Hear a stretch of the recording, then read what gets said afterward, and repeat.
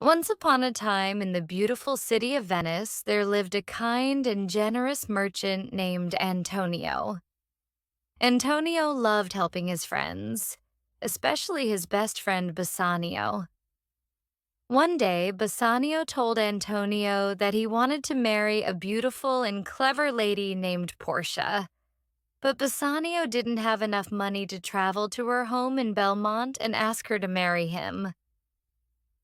Antonio wanted to help his friend, but all his money was tied up in his ships that were out at sea. So, Antonio and Bassanio decided to ask a man named Shylock for a loan. Shylock was a moneylender, and he wasn't very friendly with Antonio because Antonio had often been unkind to him in the past. Even though Shylock didn't like Antonio, he agreed to lend them the money. But he had a very strange and scary condition. If Antonio couldn't pay back the money on time, Shylock could take a pound of Antonio's flesh. Antonio agreed to this because he was sure his ships would return soon with lots of goods and money. With the money in hand, Bassanio traveled to Belmont. He met Portia, and they quickly fell in love.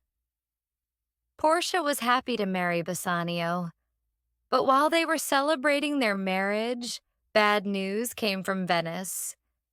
Antonio's ships had gotten lost at sea, and he couldn't repay Shylock on time. Shylock was very angry and demanded his pound of flesh from Antonio. Everyone was very worried, but clever Portia had a plan.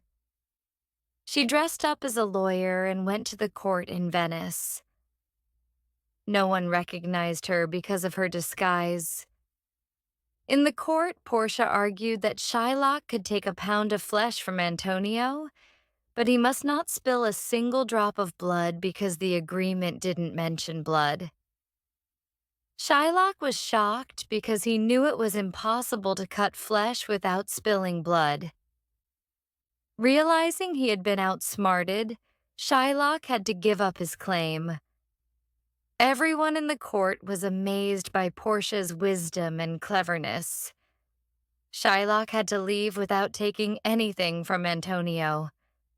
Soon after, Antonio's ships returned safely with lots of goods, making Antonio rich again. Antonio, Bassanio, and Portia were all very happy. They celebrated their friendship and the clever way Portia had saved Antonio. They all lived happily ever after, enjoying their lives in the wonderful city of Venice.